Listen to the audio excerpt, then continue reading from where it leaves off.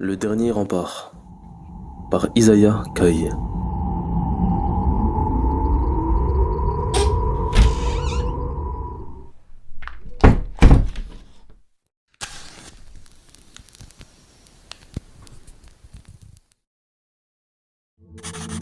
Si j'écris ces quelques lignes, c'est pour que le monde sache. Pour que vous tous sachiez ce qui vous guette dans les profondeurs d'un lieu dont vous ignorez même l'existence. Mais pour que vous compreniez, et surtout pour que vous saisissiez l'ampleur et la gravité de la chose, je dois conter toute l'histoire, depuis ses sombres débuts. Tout commença, du moins mes recherches le supposent-elles, à la naissance d'une fillette, dans l'étrange ville de Roche-Vallée. À dire vrai, nous pourrions remonter encore plus loin dans le passé, car la famille dans laquelle cette fillette est née, les Rostury, avait déjà depuis ses origines un penchant malsain pour l'occulte. Et cela est, je le crains, un euphémisme. Toujours est-il que les choses ont réellement empiré à la naissance de l'enfant. Lydia Rostury naquit en effet, et ce fut la première de sa famille, avec des dons particuliers. Elle était ce que l'on peut appeler une sorcière. Je ne parle pas de contes de villageois, pas de hideuse verrues ni de balais, non. Ses dons étaient plus subtils. Elle avait dès la naissance une ombre particulièrement grande et épaisse, et le chat de la famille était étrangement attaché à elle. Les autres animaux aussi, domestiques ou sauvages, bétail ou oiseaux, semblaient attirés par elle. En grandissant, on remarquait qu'elle réagissait étrangement à la pleine lune.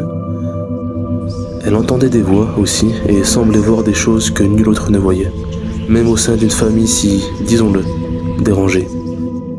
Ces choses et ces voix qui d'abord l'effrayaient, elle s'en accoutuma, tant et si bien que, encore tout enfant, elle préféra leur compagnie à celle d'autres personnes, y compris de ses propres parents.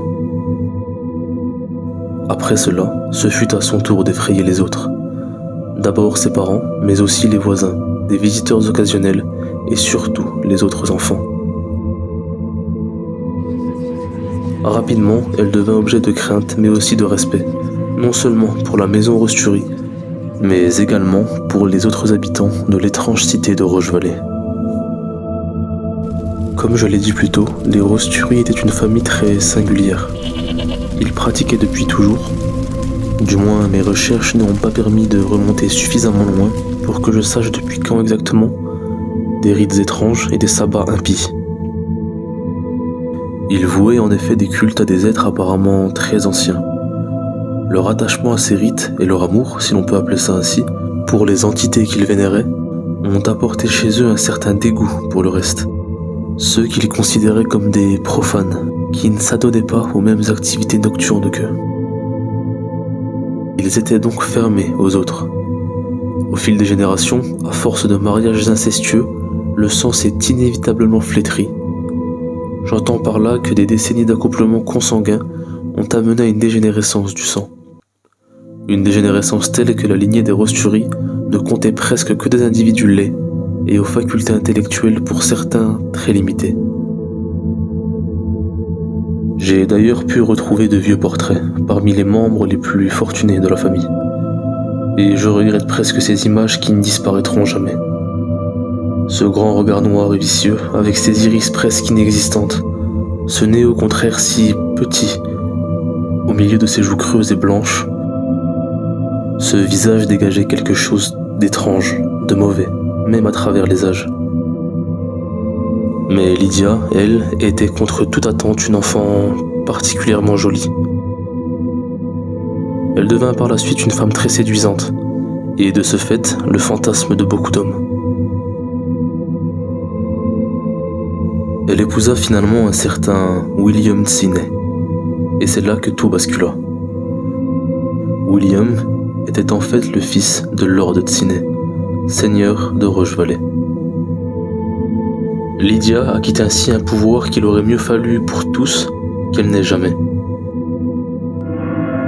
Bien vite après ce mariage, Lord Eziat Tsiney trouva la mort. Il est évident, selon moi, que Lydia en est responsable. Il n'était pas particulièrement vieux ni malade. C'était au contraire un homme d'une 50aine d'années seulement, robuste et aimé de son peuple. Je n'ai rien trouvé sur sa mort, si ce n'est qu'elle fut foudroyante. William devint ainsi lord et Lydia Dame Tsine. Là, les choses prirent une tournure inquiétante. La ville ferma totalement ses portes, et tout ce qui s'y déroula durant un siècle resta entre ses murs. Il m'a par ailleurs été impossible de trouver quoi que ce fût sur cette période, sauf une chose que j'ai devinée plus qu'apprise, après qu'un vieillard particulièrement superstitieux m'ait parlé de livres anciens.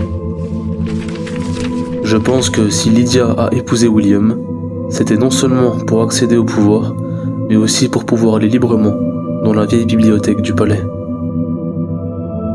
Et c'est là, je présume, qu'elle a pu obtenir ce qu'elle cherchait, notamment ces 3 ouvrages. Jiyun no Sho, traduit en Le manuscrit des libres, écrit par un certain Hakuran Kihara, un ermite japonais qui, jadis, aurait traversé le monde, en quête de savoirs interdits. Mais également Dévotion, d'auteur inconnu, et enfin le fameux livre du tout, un grimoire rédigé, entre autres, par l'alchimiste français Édouard de Saint-Gaspard.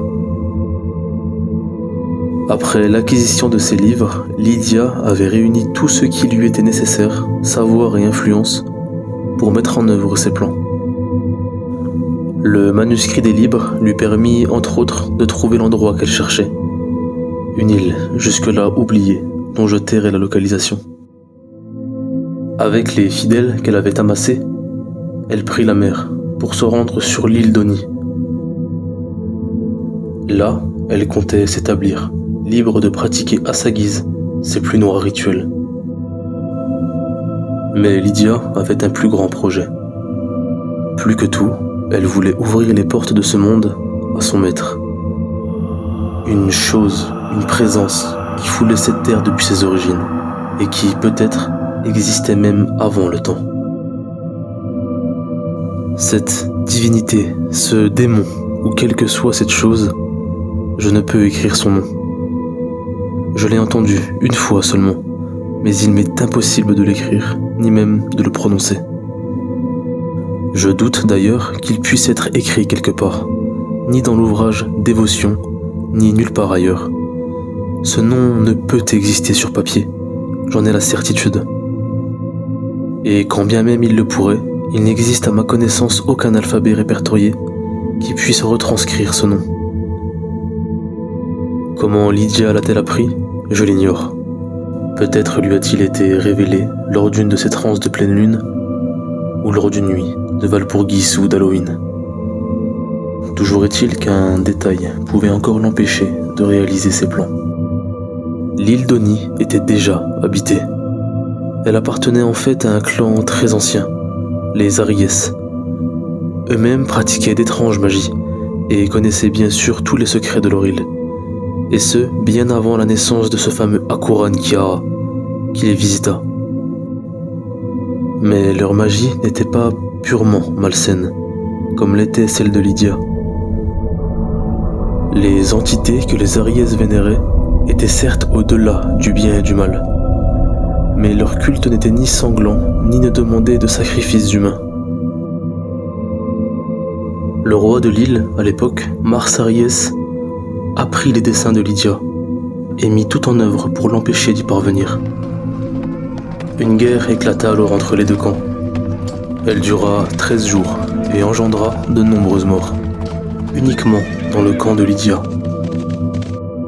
Cette guerre faisait en fait partie de son plan. Ces morts étaient des sacrifices pour accomplir son rite final et ouvrir les portes de ce monde. Et elle y parvint.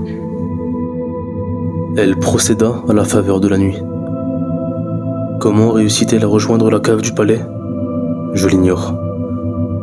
Mais je n'ignore pas comment elle apprit que, dans cette cave, il y avait une pièce qui était en fait au cœur du culte des Aries. Une salle unique au monde, qu'Hakuran Kihara avait supposée puis découverte dans cette immense cave, des siècles plus tôt. Je ne sais rien du rite qu'elle a accompli cette nuit-là. Enfin, disons plutôt que le peu de choses dont j'ai connaissance, je préfère ne pas l'écrire ici. Je préférerais même oublier. Mais l'horreur de cette nuit fut telle que je ne pourrai jamais oublier. ces hurlements. Ils n'étaient que des enfants, Lydia. Des enfants.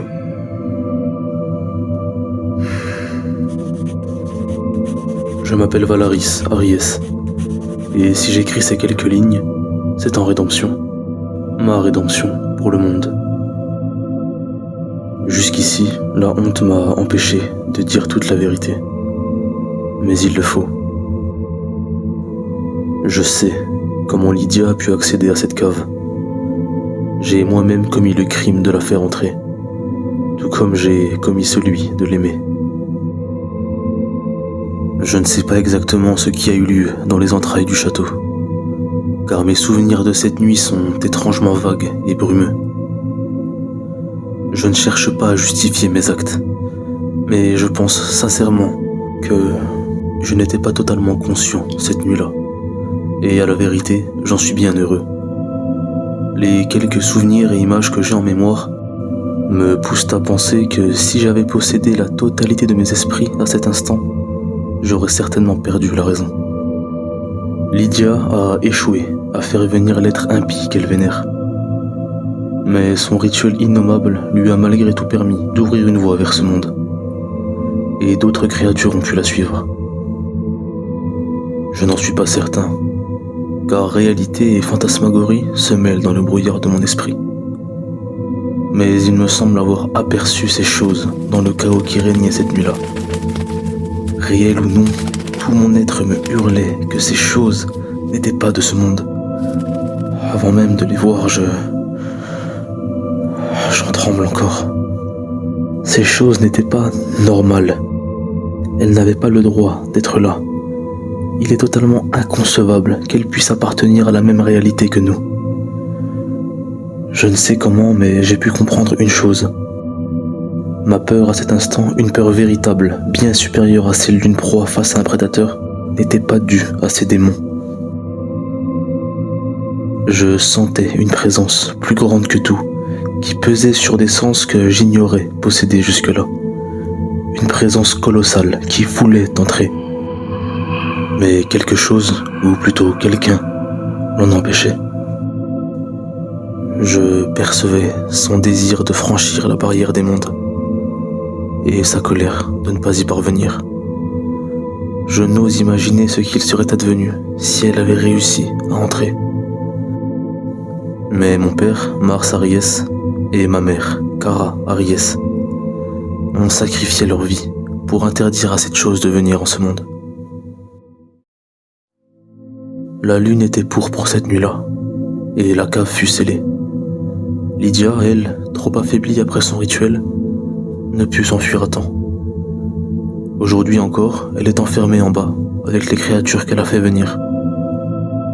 Et malgré les horreurs qu'elle a commises, la savoir en bas me brise le cœur. Quant à moi, Valaris Ariès, je suis devenu roi de l'île de Haut-Vent, que vous connaissez sous le nom de l'île d'Oni. J'ai pris la décision de ne pas avouer mes crimes à mon peuple. Non par lâcheté, mais pour me racheter. Je pense avoir trouvé comment fermer définitivement la faille que Lydia a ouverte et faire repartir ces choses d'où elles viennent. Ce soir, je compte me rendre une dernière fois auprès d'elle. J'ai longuement cherché un autre moyen. Mais si je dois m'ôter la vie pour faire repartir ces choses, qu'il en soit ainsi. Après tout, n'est-ce pas mon devoir, non seulement en tant que roi, mais aussi en tant que pécheur? Cela dit, je dois avouer que la perspective de la mort ne m'a jamais autant effrayé, car la vision de ces créatures m'a apporté la certitude qu'elles sont liées à la vie d'après. Malgré l'horreur qu'ils m'inspiraient, ces démons ressemblaient étrangement à des anges.